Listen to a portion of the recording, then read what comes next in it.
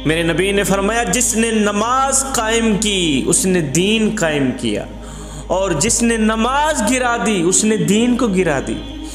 सहाबा किराम से पूछा गया, सहाबा तुम्हें कैसे पता चलता था कि कौन सा शख्स मोमिन है और कौन सा शख्स काफिर है?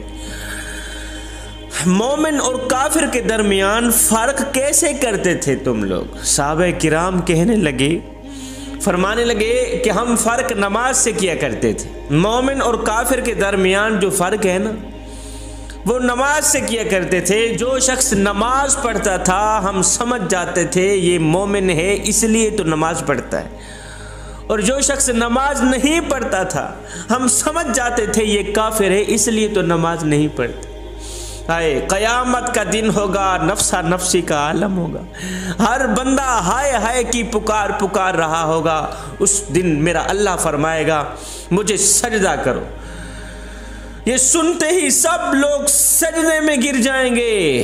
हाफिज, कारी, अल्लामा, फहामा, मुफ्ती, गौस, कुतब, अब्दाल, साबी, ताबी, नबी, रसूल, पैगंबर सब के सब सजदे में गिर जाएंगे, मगर एक बंदा सजदे में नहीं गिर पाएगा। एक शख्स सजदा नहीं कर सकेगा। ये वो होगा, ये वो बदबख्त इंसान होगा, ये वो बदबख्त शख्स होगा जो दुनिया में नमाज नहीं पढ़ता होगा, जिसने दुनिया में अल्लाह को सजदा नहीं किया होगा। ये बेनमाजी इंसान होगा।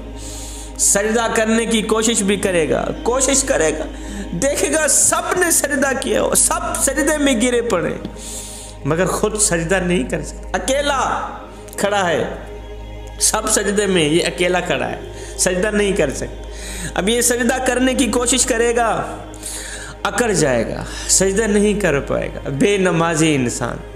फिर जिस सफ़ में फ़िरौन खड़ा होगा, जिस सफ़ में नमरूद खड़ा होगा, जिस सफ़ में हामान खड़ा होगा, जिस सफ़ में कारून खड़ा होगा, इस बेनमाजी को उसी सफ़ में खड़ा कर दिया जाएगा। जवानों, हम में से कोई शख्स ये गवारा करता है कि वो क़यामत के दिन फ़िरौन के साथ खड़ा हो?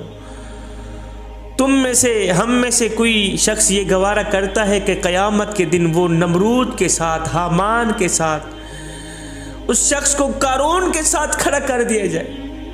बाकी कोई गवारा करे ना करे, मोमिन तो हरगिज़ गवारा नहीं करे। नहीं नहीं नहीं, हम में से कोई भी ये गवारा नहीं करेगा कि क़यामत के दिन उसे फ़िरौन के साथ खड़ा कर दिया जाए। जिस सफ़ में फ़िरौन खड़ा हो, हामान खड़ा हो, कारून खड़ा हो, उसी सफ़ में किसी भी शख्स को खड़ा कर दिया जाए, हम में से कोई गवारा नहीं करेगा।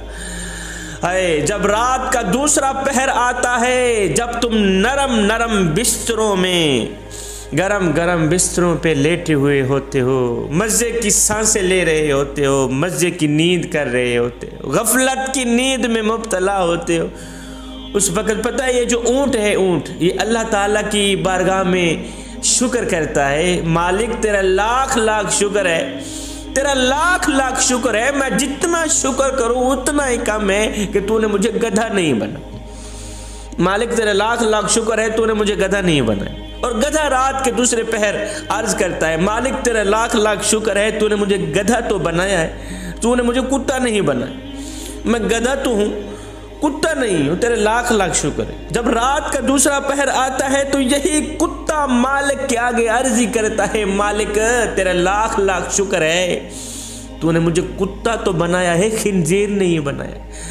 अब ऊँट कहता है, मालिक तूने मुझे ऊँट बनाया है, गधा नहीं बनाया। गधा कहता है, मालिक तेरे लाख लाख शुक्र है तूने मुझे गधा बनाया है, कुत्ता नहीं बनाया। कुत्ता कहता है, मालिक तेरे लाख लाख शुक्र है तूने मुझे कुत्ता तो बनाया है, खिंजीर नहीं बनाया। अब जब रात का दूसरा पहर आता है, जब तुम गरम गरम बिस्तरों पे मज़े की नींद सोए हुए होते हो, मज़े की सुकून ले रहे होते हो, ख्वाबों की दुनिया में गफलत में मुब्तला होते हो, गरम गरम बिस्तरों पे लेटे हुए होते हो, उधर से आवाज़ भी आ रही होती है, हय्या अलस्सलाह हय्या अलल फलाह, लेकिन तुम उठ नहीं पाते, मालिक की ज़ात के आगे सजदा नहीं कर पाते। अजान की आवाज़ सुनते भी रहते हो, नमाज के लिए उठते नहीं, पता है उस वक्त यही खंजीर मालिक के आगे अर्जी करता है, मालिक तेरा लाख लाख शुक्र है कि तूने मुझे खंजीर तो बनाया है,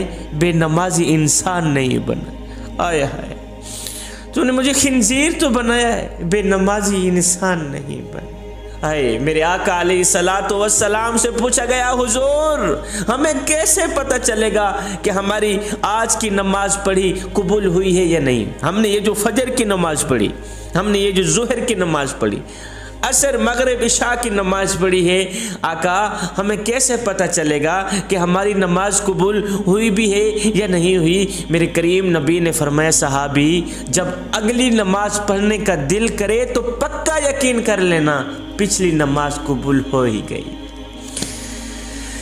फजर पढ़ी है, जब ज़ोहर नसीब हो जाए पक्का यकीन कर लेना फजर की नमाज कबूल हो गई।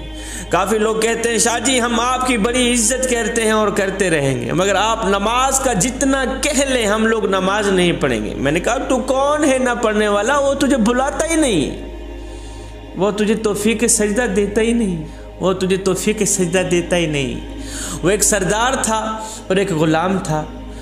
जो सरदार था वो बेनमाजी था, जो ग़ुलाम था वो पाँचों वक़्त का नमाजी था, पाँचों वक़्त का नमाजी। एक दिन ये दोनों कहीं जा रहे थे, अजान की आवाज़ होने लगी।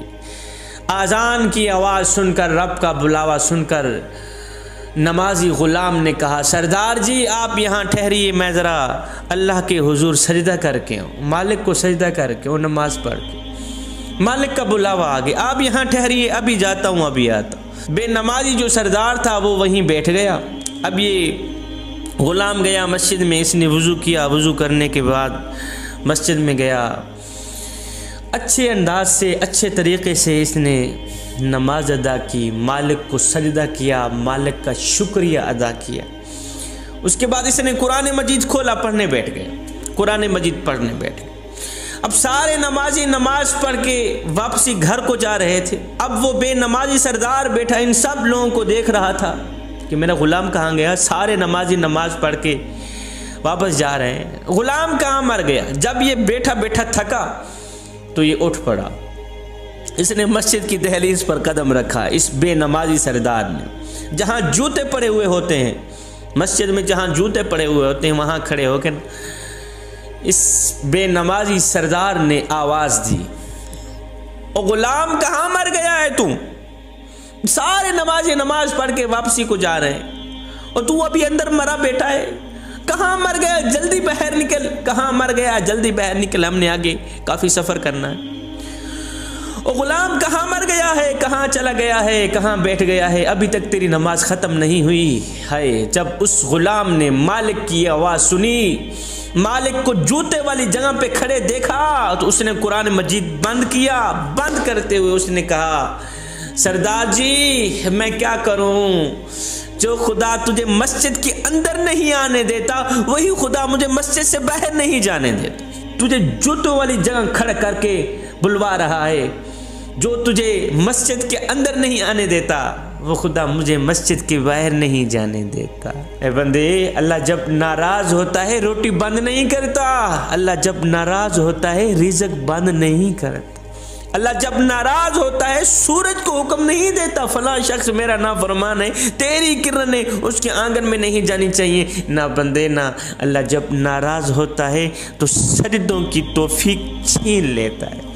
अल्लाह जब नाराज होता है तो मन उजड़ जाता है। उस सैयद को इतना तो बता दो, जिस बंदे का मन भी उजड़ जाए उसके पल्ले रहता है क्या? काफ़ी लोग आते हैं ना, कहते हैं शादी हमें कोई तवीज़ दो, औलाद नमाज नहीं पढ़ती। चलो हमारी तो औखी सौखी गुजर गई, हम तो नमाज नहीं पढ़ते, हमारी औलाद तो नमाज पढ़े। मैंने कहा बाबा जी जब तुम लोग नमाज नहीं पढ़ते तुम्हारी औलाद नमाज क्यों पढ़े? और जब तुम खुद बेनमाजी औलाद को कहते हो नमाज पढ़ो। बाबा जी मुझसे आ गया है तवीज़ मांगने के लिए, जो तवीज़ तुझे रसूलुल्लाह ने दिया था वो कौन सा बढ़ता है? फरमाया था जब बेटा 7 साल का हो जाए तो उसकी उंगल पकड़ के मस्जिद तक ले जाना, मस्जिद में ले जाना, और जब 10 साल का हो जाए तो मार के नमाज पढ़वाना। तुमने वो तावीज़ कौन सा बढ़ता है? अब औलाद हो गई है जवान, खुद हो बेनमाजी, खुद कभी नमाज के करीब नहीं गए, औलाद हो गई है जवान, अब तुम कहते हो नमाज पढ़ो, खुद बेनमाजी हो, खुद कभी पढ़ी नहीं, औलाद को कहते हो नमाज पढ़ो, आगे वो भी कहती है जा जा तू बड़ा हाजी नमाजी है, सानू कहता है नमाज पढ़। तो जो रसूलुल्लाह ने तुम्हें तवीज़ दिया था कि नन्हे से बेटे की उंगल पकड़कर मस्जिद में ले जाना, शुरू से ही बच्चे में नमाज की आदत डालना, अगर वो वाला तवीज़ अपनाते, वो वाला तवीज़ बरताते तो आज ये नौबत ना आती। अल्लाह का एक नेक बंदा था, उसका गुज़र एक खूबसूरत बस्ती से हुआ, खूबसूरत शहर से हुआ। आलीशान महल देखकर, आलीशान मकान देखकर हैरान रह गया कि इतने खूबसूरत घर देखकर कहा सुबहान अल्लाह। आगे चला गया, काफ़ी अरसा बाद जब उसका वापसी उसी रास्ते से गुजर हुआ, उसी बस्ती से गुजर हुआ, देखकर हैरान रह गया कि वही बस्ती, आलीशान मकान मट्टी के साथ मट्टी हुए पड़े, मलबा पड़े, मट्टी के ढेर लगे पड़े। देखकर हैरान रह गया, यार यहाँ तो आलीशान महल थे, आलीशान मकान थे, कोठियाँ थी, खूबसूरत शहर था, अब शहर को क्या हो गया, क्यों हैरान हो। वहाँ एक अल्लाह के वली रहते थे। ये फ़कीर उस अल्लाह के वली के पास गया, पूछा बाबा जी एक वक़्त था मैं यहाँ से गुज़रा था, आलीशान मकान, खूबसूरत महल्लात देखकर मुझे बहुत खुशी हुई थी, आगे चला गया। कुछ अरसा बाद जब वापसी से मेरा गुज़र हुआ तो देखकर हैरान रह गया, वो आलीशान बंगले, आलीशान महल, आलीशान मकान मट्टी के साथ मट्टी हुए पड़े हैं, शहर का कोई नामो निशान नहीं, कहाँ गए हैं सब लोग। उसने कहा बेटे ना पूछ हमारे शहर की दास्तान, ना पूछ हमारे शहर की कहानी। हमारे शहर से एक बेनमाजी शख्स का गुजर हुआ था, हमारे शहर से एक बेनमाजी शख्स का गुजर हुआ था। उस बेनमाजी की नहूसत की वजह से हमारे शहर पर अल्लाह का अजाब आया, और इस तरह का अजाब आया कि सारी की सारी बस्ती तबाह बर्बाद हो गई, सारी की सारी बस्ती वीरान हो गई। अब देख ले तेरे सामने मलबा पड़ा है। अगर एक बेनमाजी का गुजर किसी शहर से हो तो सारा का सारा शहर बर्बाद हो जाता है। तो जिस घर में सारे के सारे लोग रहते भी बेनमाजी हों, उस घर में बरकतें कैसे हैं, उस घर में सुकून कैसे है, उस घर में करार कैसे है। हज़रत सैयदना अली मुर्तज़ा शेर खुदा करमल्लाहु वजहुल करीम ने क्या खूब अर्जी की थी, कहा मेरे करीम रब, ओ अली को पैदा फरमाने वाले, अली को अली मुर्तज़ा शेर खुदा बनाने वाले, अली को सोने मोहम्मद के कदमों पे बिठाने वाले रब, मैं तेरी इबादत जन्नत की लालच के लिए नहीं करता और ना ही तो जहन्नुम के खौफ से करता हूँ। मालिक मैं तो तेरी इबादत इसलिए करता हूँ कि तू लायक ही इबादत के, मैं तो तेरी बंदगी इसलिए करता हूँ कि तू लायक ही बंदगी। एक शख्स हज़रत सैयदना अली मुर्तज़ा शेर खुदा करमल्लाहु वजहुल करीम के पास आया, कहने लगा हज़रत आज मैंने आपके बारे में एक नई खबर सुनी, एक नई कहानी सुनी। कहा जी क्या सुन? कहा आज जी मैंने आपके बारे में सुना है कि तू अल्लाह से बातें करता है और अल्लाह तेरे से बातें करता है, तू अल्लाह से बातें करता है और अल्लाह तेरे से बातें करता है। आपने फरमाया मियाँ तूने बिल्कुल ठीक सुना। कहा जी वो कैसे? कहा मियाँ जब मेरा जी चाहता है कि मैं अपने रब से बात करूं तो मैं नमाज पढ़ने लग जाता हूँ, और जब मेरा जी चाहता है कि मेरा रब मुझसे बात करे तो मैं कुरान उठाता हूँ, पढ़ने लग जाता हूँ। हज़रत सैयदना इमाम अली मकाम इमाम हुसैन रज़ी अल्लाह ताला अन्हु से पूछा गया हज़रत एक बात तो बताएं। कहा जी कौन सी बात? कहा आपको जन्नत अजीज़ है या नमाज अजीज़ है? जन्नत अजीज है या नमाज अजीज है? आपने फरमाया मियाँ मुझे जन्नत से कहीं ज्यादा नमाज अजीज है, और मुझे जन्नत से कहीं ज्यादा नमाज अजीज है, इसलिए कि जन्नत मेरी रजा है और नमाज मेरे सोने रब की रजा। आगे दुश्मन है, पीछे दुश्मन है, दाएं दुश्मन बाएं दुश्मन, हुसैन की तलवार चल रही है, यजीदियों के गले काट रही है, हुसैन की तलवार चल रही है, दीन के दुश्मनों के गले काट रही है। अब इस तलवार को कोई नहीं रोक सकता, अब इस तलवार को कोई नहीं रोक सकता। लेकिन अचानक इमाम हुसैन की तलवार रुक गई, अचानक इमाम हुसैन की तलवार रुक गई। यजीदियों में हलचल मच गई। जिस तलवार को प्यास न रोक सकी, जिस तलवार को भूख न रोक सकी, जिस तलवार को अली अकबर की जवानी ना रोक सकी, जिस तलवार को अली असगर का बचपना ना रोक सका, जिस तलवार को कासिम का लूटा हुआ शबाब ना रोक सका, वो तलवार अचानक कैसे रुक गई? अचानक कैसे रुक गई? इसलिए कि नमाज का वक्त हो गया था। आए हाय, नमाज का वक्त हो गया था। तुम कितनी आसानी से नमाज छोड़ देते। ऐ हुसैन इब्न अली, आगे दुश्मन है, पीछे दुश्मन है, दाएं दुश्मन, बाएं दुश्मन, तलवार चलनी चाहिए थी, तलवार क्यों रोकी? फरमाया चुप कर, नमाज इससे भी ज्यादा अहम है। नमाज तलवार चलाने से भी ज्यादा है। तुम लोग कितनी आसानी से नमाज छोड़ देते। नाम लेते हो हुसैन का, नकल करते हो यजीद की। हुसैन प्यासा है फिर भी नमाज नहीं छोड़ी।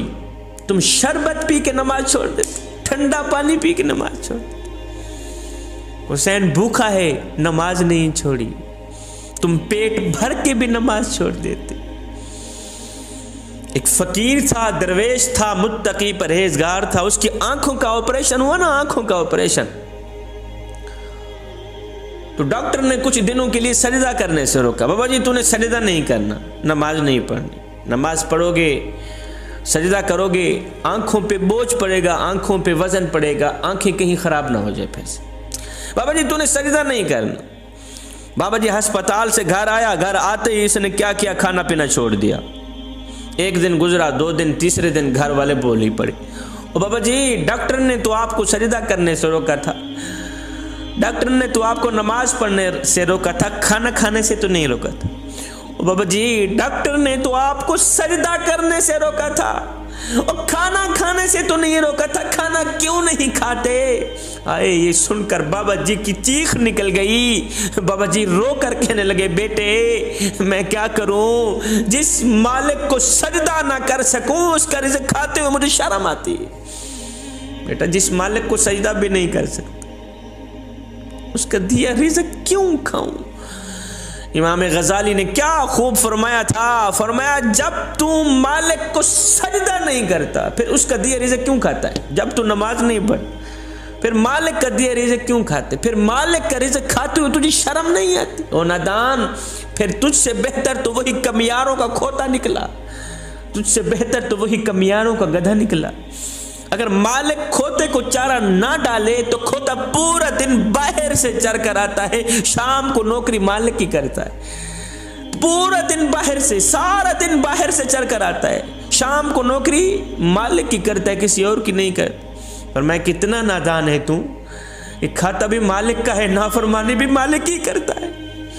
ए बंदे तू उसकी फर्मा बरदारी कर ना कर, उसको सजदा कर ना कर, वो तेरा भी ख्याल रखेगा, वो तेरे छोटे छोटे बच्चों का भी ख्याल रखे। मेरा अल्लाह फरमाता है, मेरे बंदे जो फरिश्ते शाम को तेरे गुनाह लेकर मेरे पास आते हैं, मैं सुबह उन्हीं के हाथों में तेरा रिज़्क भेजता हूँ। एक नौजवान था, वो शेरों और बकरियों को इकट्ठा चरा रहा था, शेरों और बकरियों को इकट्ठा चरा रहा था।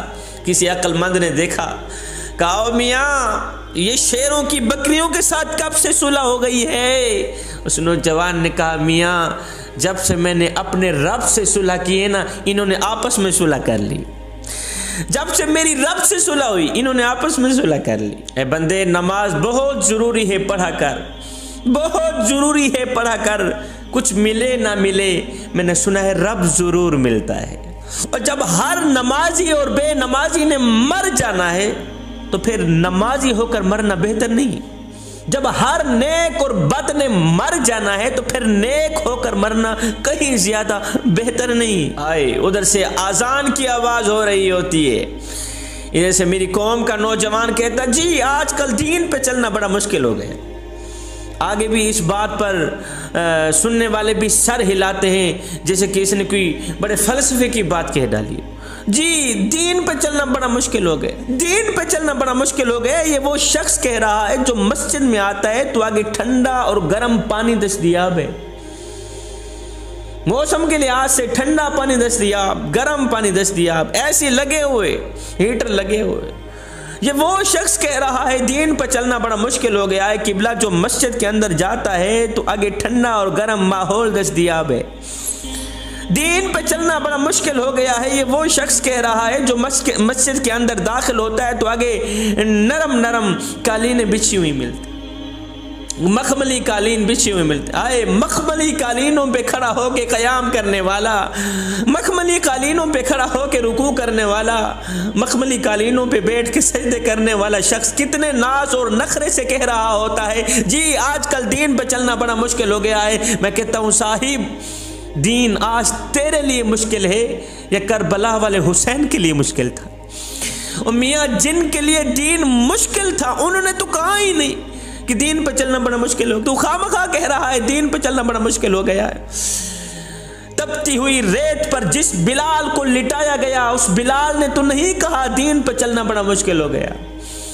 लोहे की कंगियों से जिनके बदन छेदे गए उस आशिक रसूल ने तो नहीं कहा था दीन पर चलना बड़ा मुश्किल हो गया है। अंगारों के ऊपर जिसको लिटाया गया उस बिलाल ने तो नहीं कहा दीन पे चलना बड़ा मुश्किल हो गया। आए उमैया बिलाल के सर पे कूड़े मारता है, पत्थर मारता है, बिलाल की जुबान पर आहत आहत के नगमे जारी हैं।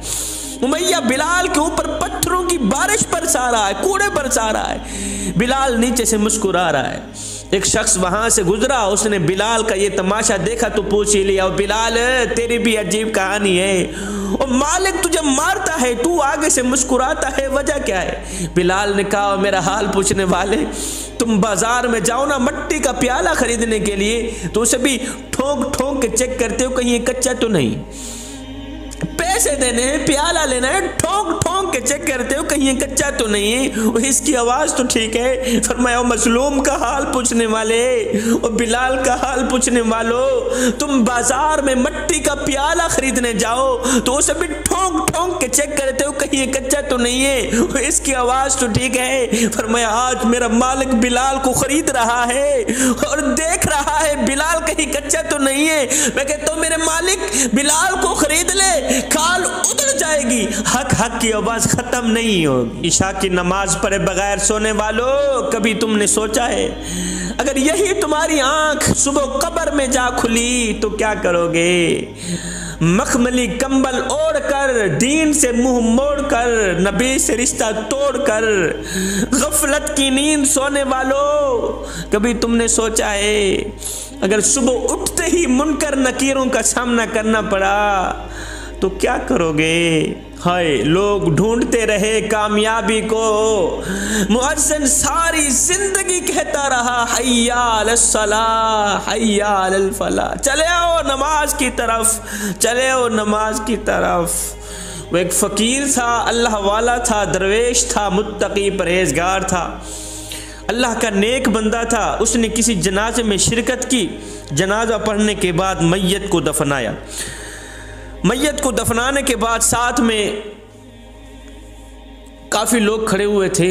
उन लोगों में से एक नौजवान खड़ा हुआ था। इस बाबा जी ने नौजवान से पूछा, नौजवान एक बात तो बता। जी कौन सी बात? कहा मिसाल के तौर पर यही शख्स जो अभी मरा है, जिसको हमने अभी दफनाया है, अगर ये शख्स दोबारा दुनिया में आ भी जाए तो अब ये क्या करना पसंद करेगा? जिसका हमने अभी जनाजा पढ़ा है, जिसको हमने अभी दफनाया है, फातिहा पढ़ रहे हैं ऊपर से, अगर ये शख्स दोबारा दुनिया में पलट कर आ भी जाए, अल्लाह ताला इसे जिंदा कर दे, तो सबसे पहले ये क्या करना पसंद करेगा? उस नौजवान ने कहा हजरत अगर ये दोबारा दुनिया में पलट कर आ भी जाए तो अब ये कुरान पढ़ना पसंद करेगा, अब ये नमाज पढ़ना पसंद करेगा, अब ये तहज्जुद पढ़ना पसंद करेगा, अब ये सजदों पे सजदे करना पसंद करेगा। आए ये सुनकर बाबा जी की चीख निकल गई।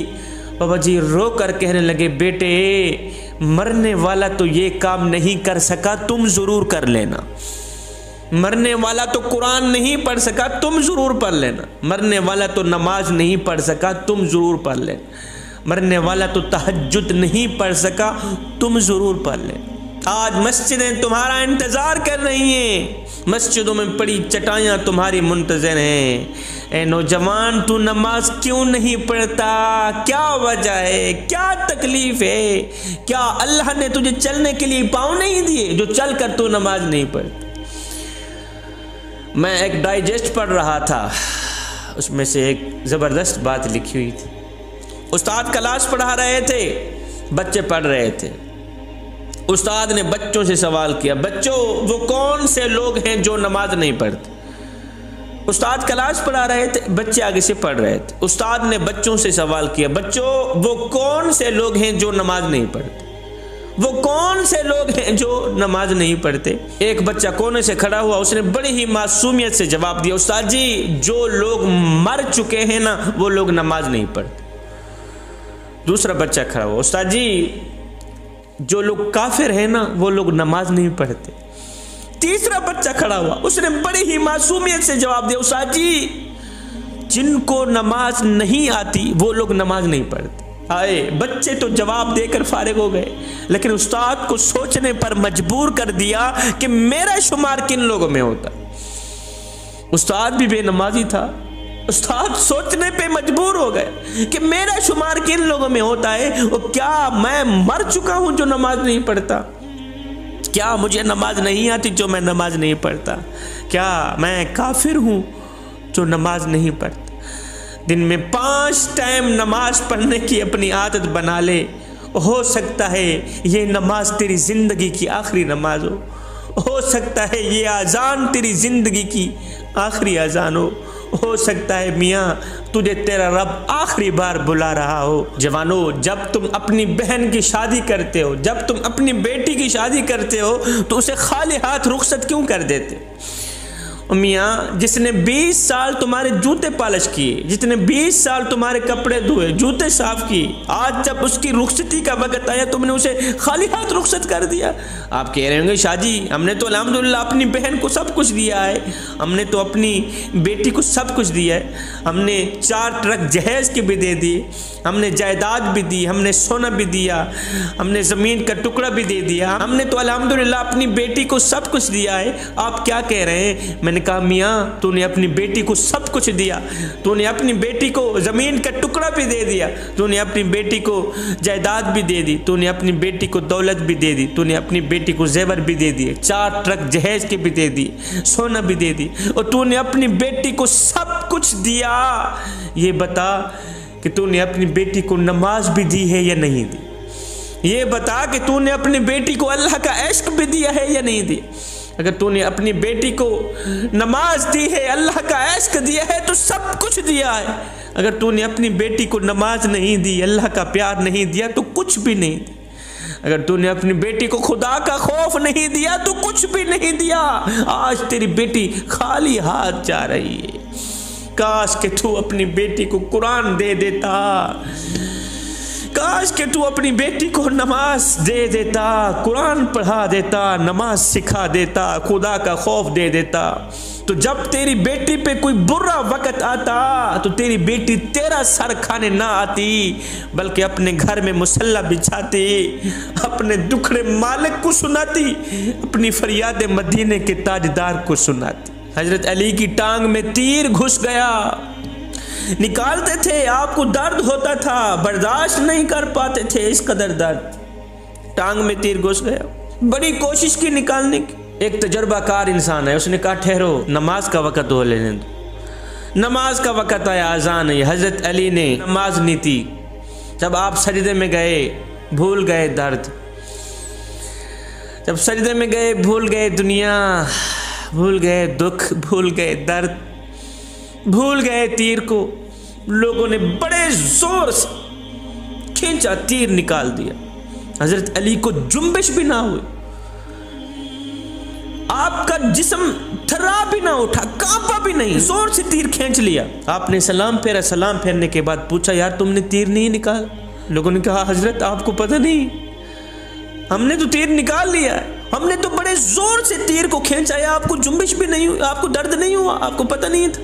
कहने लगे मुझे अल्लाह रब्बुल इज्जत की जाहो जलाल की कसम, मुझे महसूस भी नहीं हुआ कि तुम लोग तीर निकाल रहे हो या नहीं निकाल रहे। किबला नमाज कहते भी उसी को हैं कि आदमी खुद को भूल जाए, नमाज कहते भी उसी को हैं। नमाज के दौरान बंदा दुनिया को भूल जाए, अपनों को भूल जाए, परायों को भूल जाए, अल्लाह के साथ लैन मिला ले। नमाज असल में है भी वही। जब तुम नमाज नहीं पढ़ते तो ये ना सोचा करें कि वक़्त नहीं मिला, बल्कि ये सोचा करें कि तुमसे कौन सी ऐसी खता हो गई है, कौन सा ऐसा गुनाह हो गया है, कौन सा ऐसा जुर्म हो गया है कि अल्लाह ने तुम्हें अपने सामने खड़ा करना भी पसंद नहीं किया। जब तुम नमाज के लिए खड़े होते हो तो सर से लेकर आसमान तक रहमत इलाही घटा बनकर छा जाती है। उस वक़्त फरिश्ते तुम्हें कहते हैं, ए बंदे एक बार अपने सामने देख तो सही। अगर तुझे ये पता चल जाए कि इस वक़्त तू किससे मुखातिब है, अगर तुझे पता चल जाए कि इस वक़्त तेरे सामने कौन खड़ा है, तो खुदा की कसम क़यामत तक सजदे से अपना सर उठाए ना। अगर तुझे पता चल जाए तू किसके सामने खड़ा है, तेरे सामने कौन खड़ा है, क़यामत तक सलाम फेरे ही ना। हज़रत सैयदना अली मुर्तज़ा शेर खुदा करमल्लाहु वजहुल करीम, आप जब भी अजान की आवाज़ सुनते तो कांप जाते, चेहरा सुर्ख हो जाता, लरस जाते, कांप जाते। एक दिन किसी ने पूछ लिया, हज़रत आप जब भी अजान की आवाज़ सुनते हैं तो कांप क्यों जाते हैं, लरस क्यों जाते हैं, थर्रा क्यों उठते हैं, आपके चेहरे का रंग सुर्ख क्यों हो जाता है? ये सुनकर आप रोकर फरमाने लगे, मियाँ अजान की आवाज़ सुनकर कांप इसलिए जाता हूँ कि इतनी बड़ी हस्ती का बुलावा आ गया है, ना जाने उसका हक अदा कर पाऊंगा कि नहीं कर पाऊँ। चुन ले मुझे भी अपने सजदा करने वालों में या रब, चुन ले मुझे भी अपने सजदा करने वालों में या रब, कब तक भागता रहूँगा तुझसे तेरी दुनिया। जवानों, क़यामत के दिन अगर इमाम हुसैन के साथ उठना चाहते हो तो खुदारा नमाज कभी ना छोड़ना, फिर नमाज के साथ दोस्ती लगा लेना, नमाज के साथ यारी लगाना। मेरे नबी ने फरमाया, मेरा जी चाहता है किसी को कहूँ अजान दे, किसी को कहूँ नमाज पढ़ाए, और मैं बस्तियों में निकल जाऊँ और देखूँ जो लोग नमाज नहीं पढ़ते, मेरा जी चाहता है उनके घरों को जाकर आग लगा दूँ। मेरे नबी ने फरमाया, मेरा जी चाहता है उनके घरों को जाकर आग लगा दूं जो लोग नमाज नहीं पढ़ते। है नबी ने तो सिर्फ चाहा है, आग नहीं लगाई, नबी ने सिर्फ चाहा है। अब नबी की चाहत पर अल्लाह ने जो हम पर आग लगाई है वो तुम्हारे सामने है। माल के होते हुए भी रातों को करवटें बदलती रहती हैं, नींद नहीं आती, ये आग नहीं है तो क्या है? दिल बेचैन है, दिल बेकरार है, दिल बेइत्मीनानी का सबब बना हुआ है, ये आग नहीं है तो क्या है? आखिर ये आग कैसे बुझेगी, ये आग कैसे बुझेगी? जवानों, मालिक की चौखट पे आ जाओ, सजदे पे अपना सर झुका लो, खाशियत इलाही में आकर खुदा के खौफ से एक आंसू निकाल लो। खुदा के खौफ से निकला हुआ एक आंसू इस आग को बुझा सकता है। फुर्सत नहीं हमें घर से मस्जिद तक आने की, और ख्वाहिश रखते हैं कब्र से सीधा जन्नत में जाने की। जो शख्स पक्का नमाजी हो, अगर उसकी एक नमाज भी छूट जाए तो उसकी ज़िंदगी का जो चैन होता है ना वो लूट जाता है, जो करार होता है वो लूट जाता है, इसे सुकून नहीं आता, दिल बेचैन रहता है, दिल बेकरार रहता है। अब इस मर्ज की जो दवा है वो सिर्फ नमाज है। जब तक ये बंदा नमाज नहीं पढ़ेगा इसे सुकून नहीं आएगा, जब तक ये बंदा नमाज नहीं पढ़ेगा इसे करार नहीं आएगा, इसे चैन नहीं आएगा। नमाज दीन का सुतून है, नमाज मोमिन की मेराज है। मैं दुआ करता हूँ अल्लाह ताला हमें नमाज पंजगाना बा जमात अदा करने की तौफीक अता फरमाए। अल्लाह ताला हमें सिरात मुस्तकीम पर चलने की तौफीक अता फरमाए। अल्लाह ताला हमें नेक बनाए और एक बनाए। या अल्लाह हमें वो नेक काम करा दे जिस पर तू भी राज़ी हो जाए, तेरा हबीब भी राज़ी हो जाए। आमीन सुम्मा आमीन। उमा अलीना इल्लल बलागुल मुबीन।